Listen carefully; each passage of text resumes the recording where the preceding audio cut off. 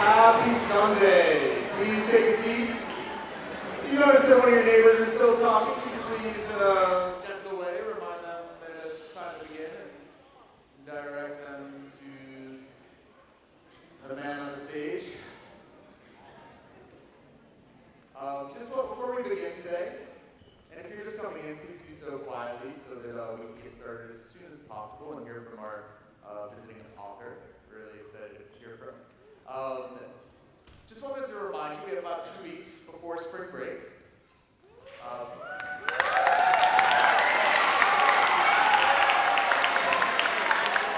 know many of you are excited. Your teachers, not so excited. They're really going to miss you over those 2 weeks. So please be gentle to them because I'm sure they're really emotionally upset right now because they'll be without their favorite students for a couple weeks. Soon they'll have some withdrawal symptoms, I'm sure. But I just wanted to remind you, this is the time of the year when it gets a little hot and hectic. A lot of projects are coming due. A lot of maybe you might be experiencing some stress or noticing that your friends are stressed.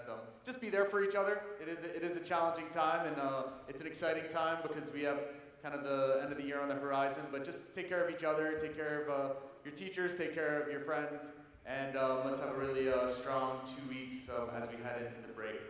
So with that, please welcome our favorite librarian, Mr. Roach.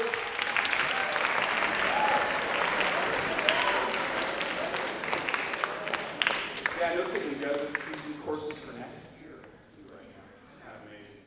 All right, so we're really excited and really fortunate to have Naomi Shihab-Nye with us today. It's the couple of weeks that ASD is able to welcome visiting authors every year is always fantastic. And we've had, as you guys know, who've been here for at least a couple of years, and some of you have been here a lot longer than me, so you've seen a lot more visiting authors here at ASD than even I have. But the last couple of years we've had Sue Park and Jacqueline Woodson and Steve Jenkins and John Coy, and last year we had 3 terrific graphic artists, and from each of them we had an opportunity to hear a whole bunch about their craft and about how writing links into their lives, and about, we always try to mention the idea of failure of things not working as well, because as a writer, I think one of the things that every writer has to get used to is things not working and how you work around that. So we're really pleased to have Naomi here. She is someone who's spent a lot of time in this region, traveling and working. We were just talking up here on the stage a few minutes ago that her first trip to Dubai was in 1984. It was a very different place then. And she does a good deal of writing about this place as well as about all of her travels. So would you give Naomi Shihab-Nye a warm welcome?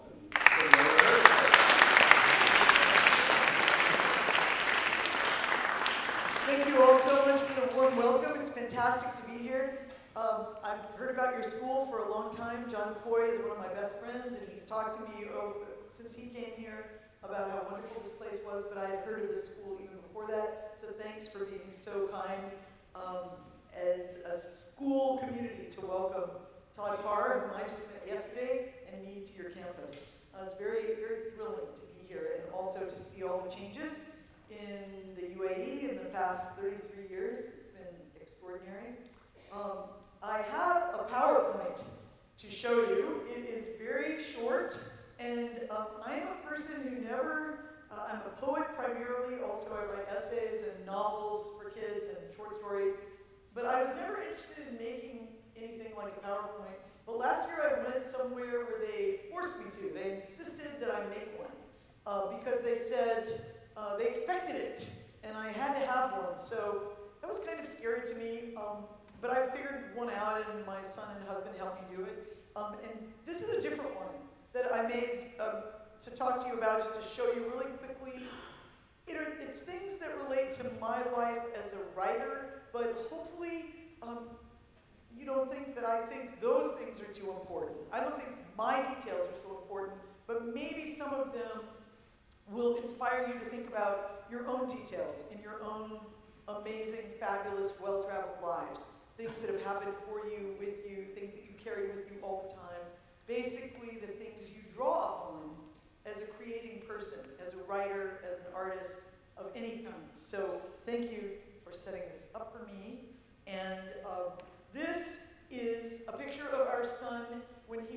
years old. We were living in Hawaii for one semester, and it was Halloween, and he said he wanted to be a car muffler for Halloween, which in my wildest fantasy is not something I would ever have thought of. And I just really liked this image. He was so proud. My husband took him to the Midas Muffler Repair Shop to do the trick-or-treating event, and for the beginning of his evening. And he was extremely popular there because they said they had never seen a human muffler before. And my husband also constructed this so smoke would come out the top of it. But he was very, very serious. As you can see, he's not smiling in the picture. To him, this was something serious. He thought a muffler performed an important function, and he simply wanted to be one. But again, although I think of myself as a fairly imaginative person, this is not something that would ever have occurred to me. You can live right next to someone for years and have no idea what is in that person's mind. These are my Palestinian grandparents. My father grew up in Jerusalem, was born there, grew up there. I never met my grandfather.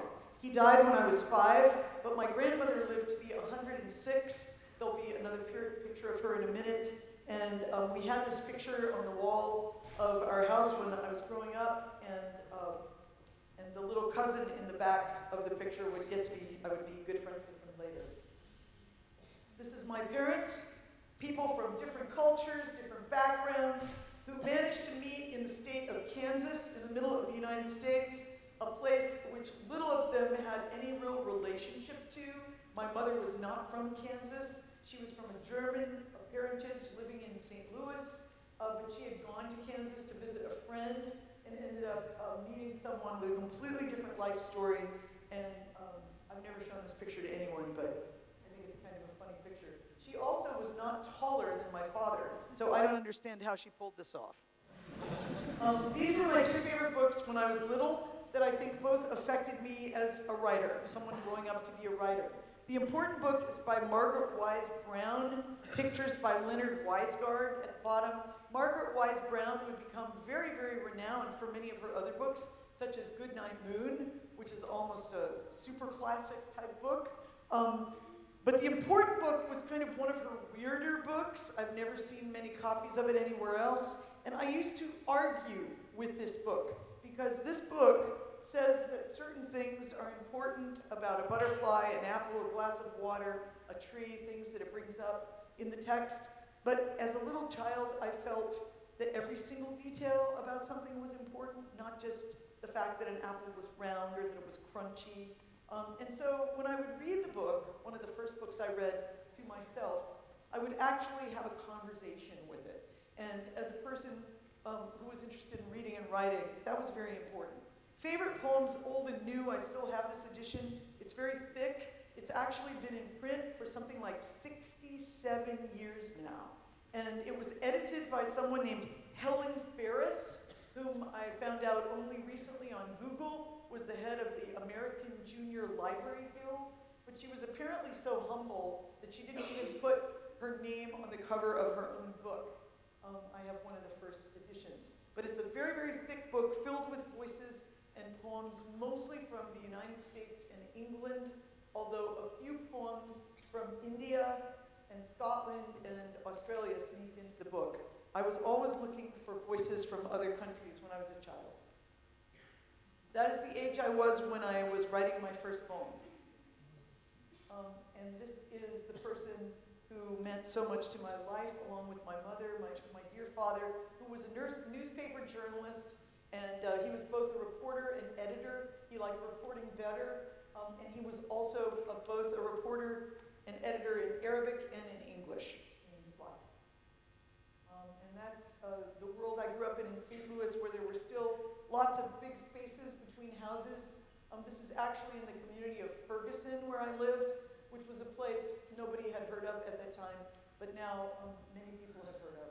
And like Abu Dhabi, when I first went there 33 years ago, a lot of empty space to wander in then. This picture I liked because I took our son, the muffler, to to meet his great-grandmother, and in this picture, he is 5 and she is 105. So there were 100 years between them, but they had a very similar personality. They were both very whimsical, and I think they even slightly look alike in that picture. This is a painting that an artist sent me, someone I've never met, but it's very touching to me because she lives in the state of North Dakota in the United States, which was the 50th state. I visited a few years ago for the first time, but she says she read somewhere that I wrote, and I don't remember writing this, and I have no idea where she read it. We are all our grandmother's bread. And so she made this painting in response to these two little people with bread loaves flying around them. She made this painting in response to that quote, but I'm very touched when someone tells you said something you don't even remember saying it. And our son wrote his own poems when he was a child. He would become a computer teacher. He does not remember writing poems, but I was impressed that he had better handwriting than I will ever have. So I'll just skip. This is a special edition of Cobblestone Magazine, which came out some years ago about Arab Americans and contributions in the United States, which meant a lot to many of us. And I was touched that they wanted to talk about stories of mine that related to the Middle East. These are just some books. And that was a 4-generation picture. So my father older with 4 generations. This is the school of Abu Dhabi. Maybe you know some of the people in this picture. About 7 or 8 years ago, I guess, it was International School Dress Day, and we had a lot of fun over there. That was my last day at the school, and they were writing beautiful poems in one of the pictures.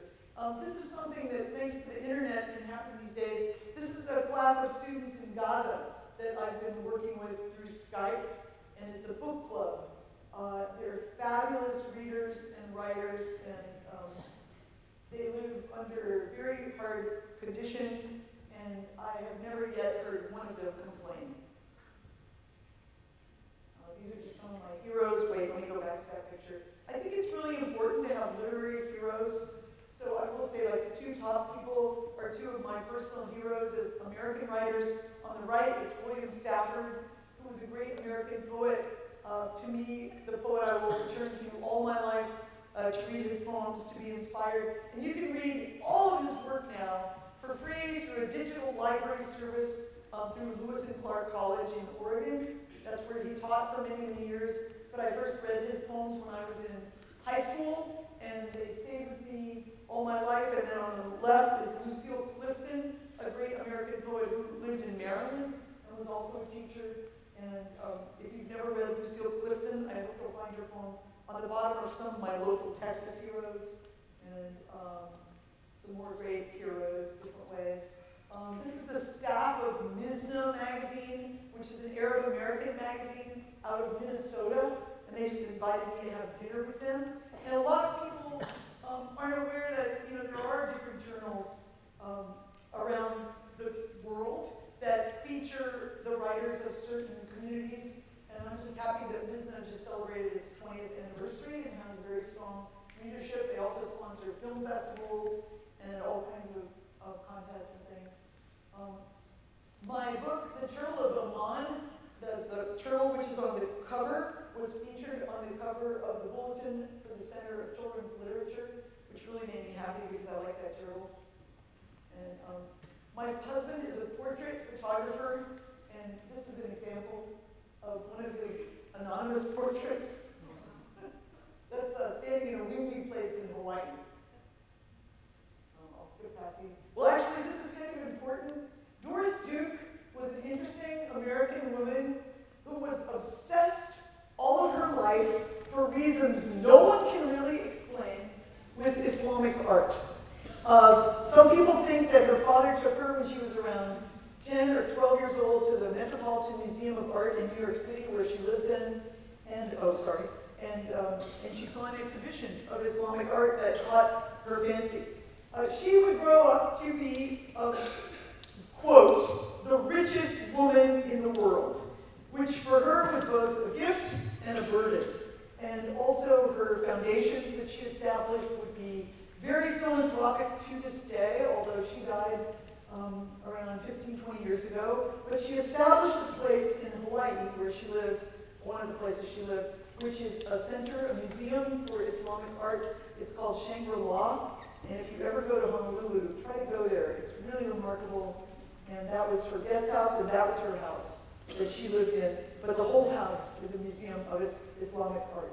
And I just think it's really fascinating in the world when someone has a passion for something that is a little mysterious. Like she wasn't Islamic, her family wasn't Islamic, she had not traveled in the Middle East as a child, but something about Islamic art was extremely important to her, and she wanted to leave a place for other people to enjoy in their own lives. And by the way, she worked on this project, this house project, for like 66 years. And I think it's pretty amazing also to work on a project that long that you plan just to give away. It now belongs to the Museum Society of Honolulu, and you can just get a ticket and go visit it.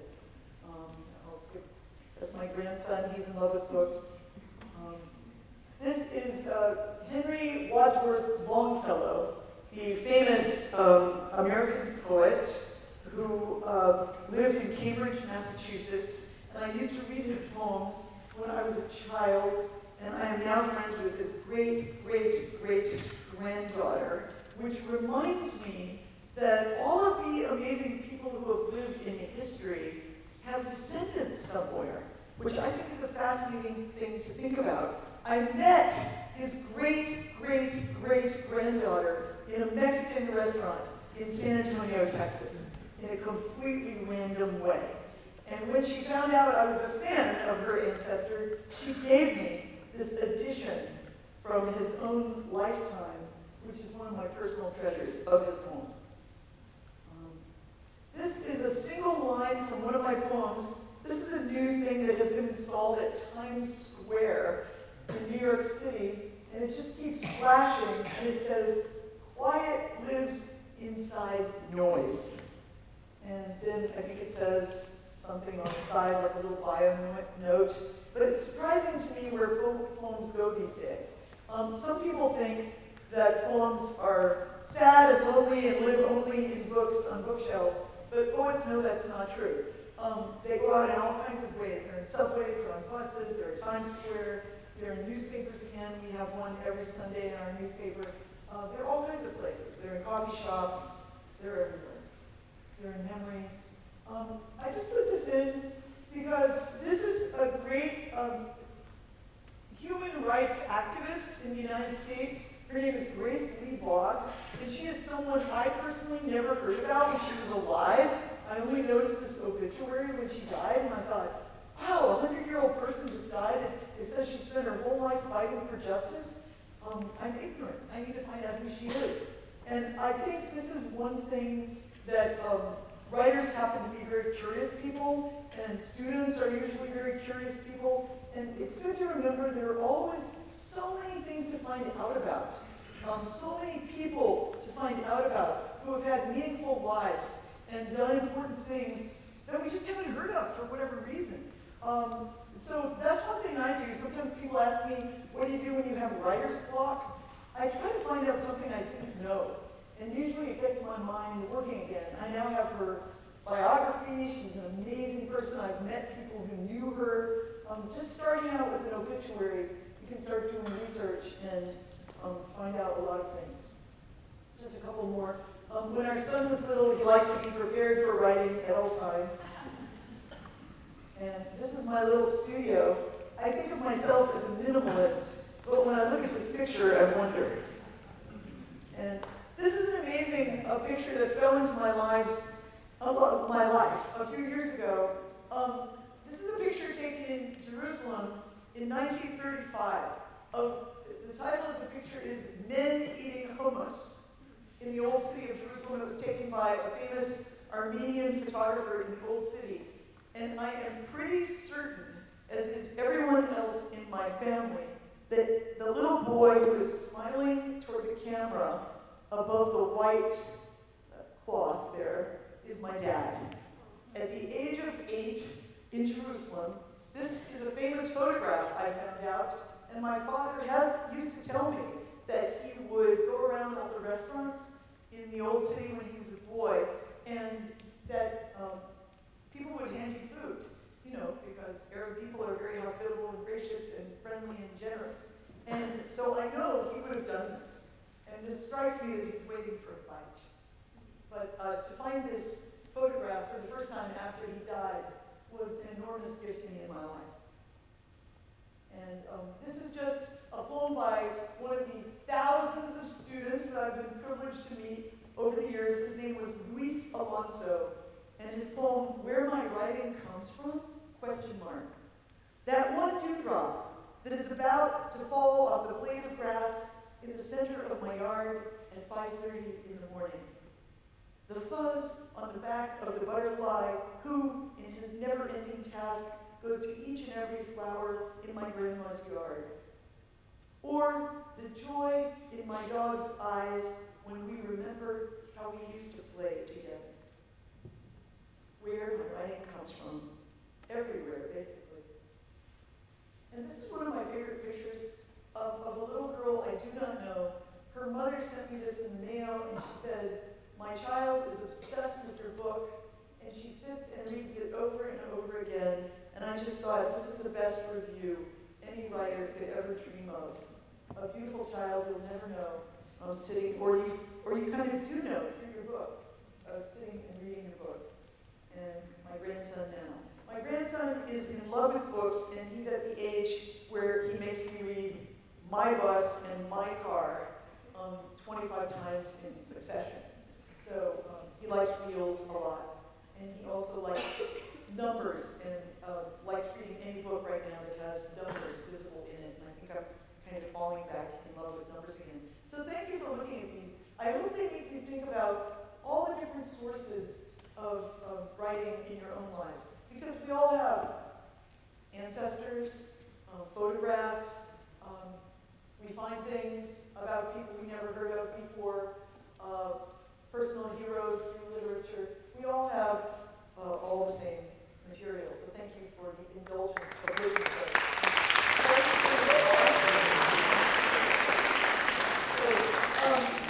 Just a couple of thank you so much for listening. You're very kind and generous listeners.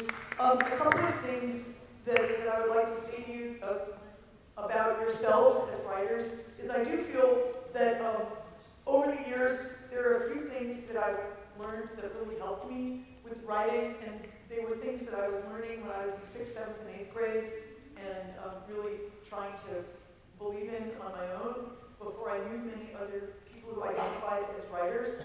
And one of them was to write regularly. Just to be in the habit of scribbling things down every day. They didn't have to be like big increments of time. It could be short periods of time, like 5 minutes, 7 minutes. You can always sneak that kind of writing time into your day. And I felt like writing on a regular basis made me a better writer. Of course, I was growing up in those years. We didn't even dream about having personal computers or any of the technology we have now. But I was always carrying little notebooks around. And I still do that habit. I always carry notebooks around, usually two, one in my purse, one in my book bag, and I write in them every day. And I also got in the habit of writing things that weren't important or that could easily be forgotten if I didn't write them down that minute. By next week, I might have forgotten them. I really like overheard voices. I like writing things that happen in planes and in airports with people you'll probably never see again. I like being in public spaces and copying down something you see. Yesterday I saw a very odd sign down at the Gossip restaurant. In the women's restroom, there's a sign about toilet facts, and it said, the toilets are the doctors of the future. This is not something I've ever thought about. And so I wrote it in my notebook because I wanted to have exactly the language in which they state this. And I'd like to find out more about it. That, someday they'll be taking your blood pressure and analyzing you. It sounds very tedious. But it was nothing I'd ever heard about. So here in Dubai, you seem to be ahead of the signage in public restrooms. It could be anywhere. The little detail that slips into your notebook and ends up being I noticed how happy I was to see a lot of signs. I'm still not even sure what this is. I'm not sure if it's a real estate development or something else with Azizi on it around Dubai, because my father's name was Aziz. So it's like being surrounded by his name, which makes me feel cozy inside. He would have liked to be here too at this moment, so I like just hearing or seeing his name. So I wrote something down about watching a sunset over his name on a big billboard. Little things. You get in the habit of writing down little things, you won't be sorry. I've never met anyone who said, I've been keeping notebooks for years and they did nothing for me. On the contrary, I hear many people say testimonials about what keeping notebooks has given them, or how they figured something out because they kept notebooks, or they learned that they needed to be a filmmaker because they kept notebooks, or all kinds of amazing testimonials people make about notebooks. So if you get in the habit of keeping them, and they don't have to be neat, they don't have to be gorgeous, and they don't have to be important to anyone but you. That's really one of the basic raw materials that I think most writers would agree could be helpful. Being kind to yourself as a writing person, and knowing that if something you're working on doesn't work out the way you dreamed it might, okay, we'll try something else. Not getting too frustrated or letting one thing dominate your thoughts. Finding a way to share your work, which these days is not that hard. Even emailing, exchanging, writing with a friend in another country can be interesting, or a friend you see all the time, but you don't really share your work in person, that you can do it online, is an interesting way just to start having a little bit of a different relationship with your work. I always felt that it was really a great luxury to have teachers read my work and make helpful comments. And I remember sometimes feeling frustrated when teachers would suggest over and over and over again that I revise something. But that was such great advice. And I look back on it now with great appreciation for all the suggestions that teachers made to me over the years.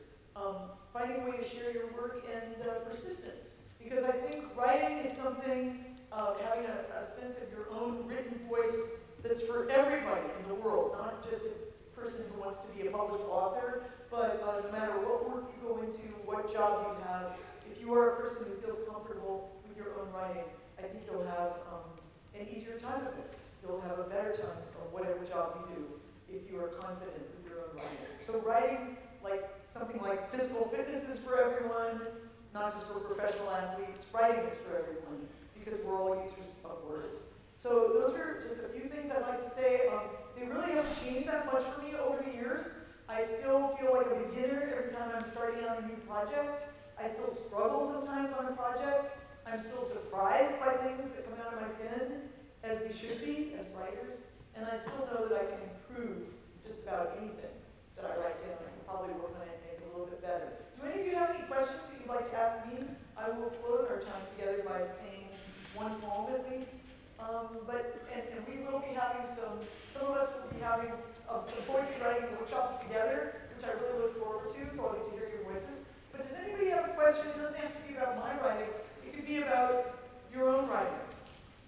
That you would not mind calling out in such a big, gorgeous space that looks like Carnegie Hall. This is such a beautiful theater. I'm very impressed with your school facility. It's really an amazing school to get to come to. But anybody have a question? Oh, yes, thank you. Hi. What's your favorite piece that you've written? My favorite piece that I've written, well, I don't really have a favorite piece, but most writers say they like the thing that they've done recently that they're still working on. I think that would probably be the case. We're always sort of caught up in something that we're working on at the moment. So probably whatever I'm working on that no one else has seen yet is my favorite piece at the moment. Back there, yeah, thanks. What's your favorite part about writing? My favorite part about writing is I think it helps expand our thought processes. I think it helps us think more and think better and stay curious and be interested. Most writers I know would never say they're bored. Because we're not. You can always go inside your head and put words together and think about words and think about language, think about stories. So I think writing has made me a better human being.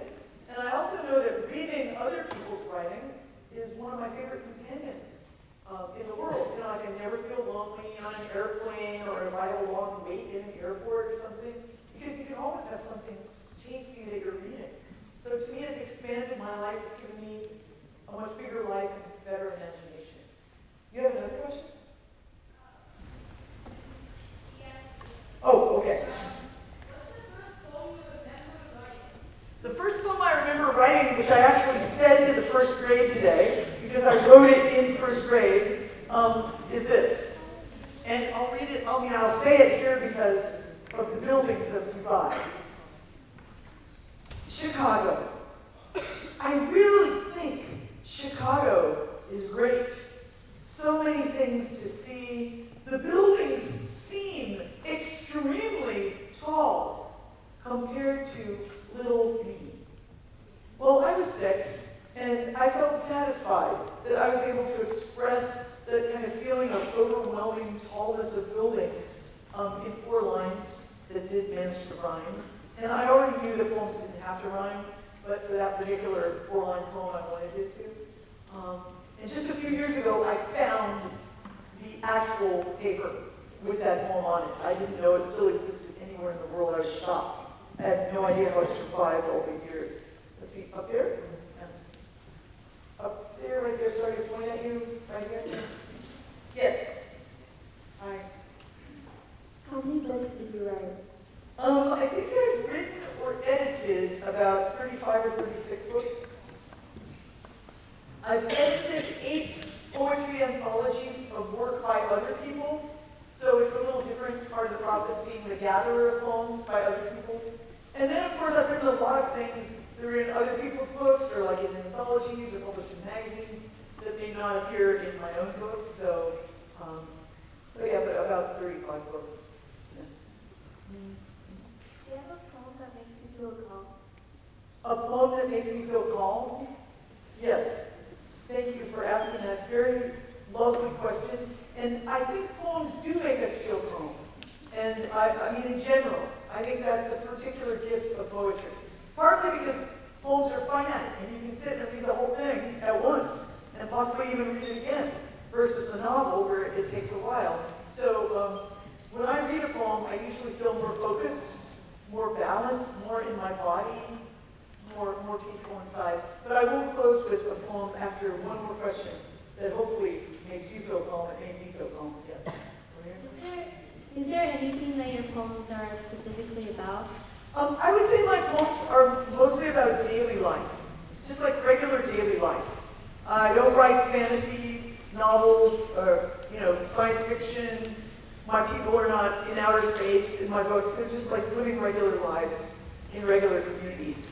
And I have had people moving a lot is a theme I think that's come up in my books because I moved. I was in 3 high schools, 2 in Jerusalem, 1 in Texas. I moved back and forth in my life, different times and places. So moving interests me, and we live in a world of a lot of immigration and a lot of people changing countries, so that's been a theme of some of my books. But just change in general, I would say, is a theme in my books.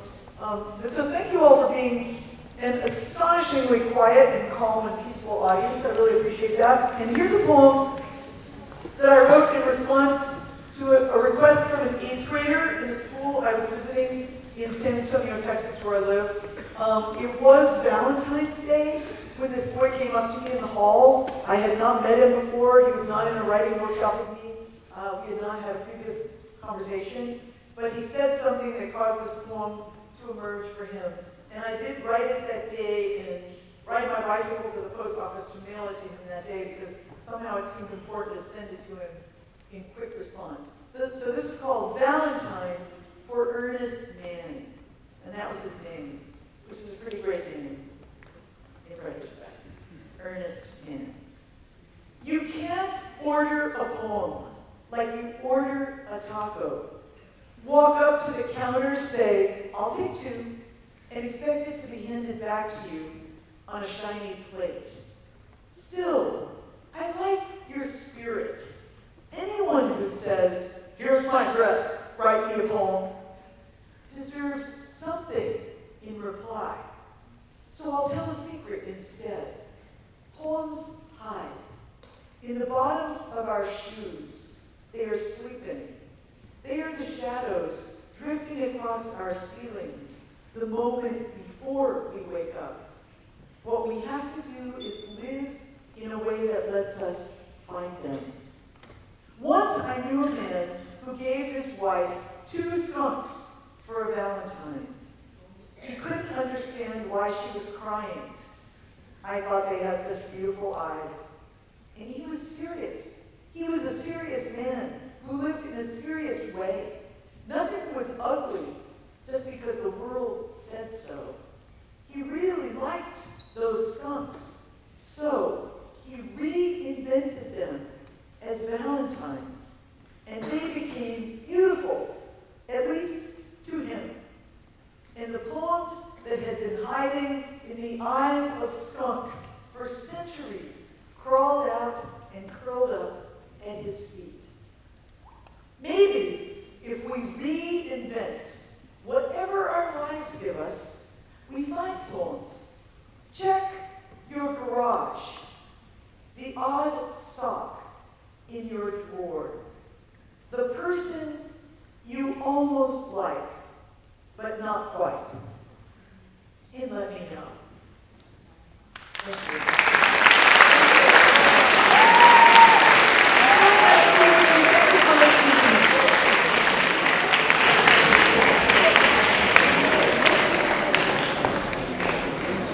All right. It's an excellent way to spend a Sunday after lunch. Lots of you, as Naomi said, will be spending, she'll actually say it this way, she'll be spending some time in your class, which is great. And others of you will be seeing Todd Parr. All of you will be back here next week to hear from Todd Parr together, but he'll be in some of your classes as well over the next 2 weeks. So you'll also see Todd and Naomi just walking around campus, so do stop and say hello to them unless they're rushing on their way to high school students or elementary school students, and ask Naomi what she's noticed while she's been here. All right, can you give her a round of applause, please?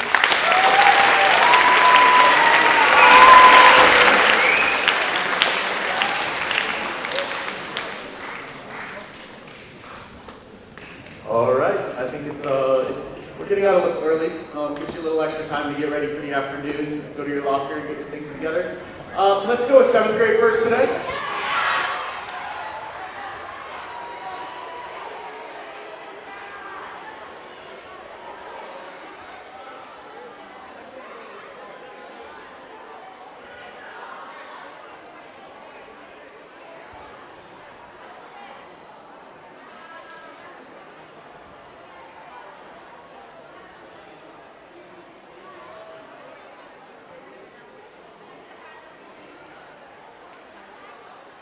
Go ahead, grade 6.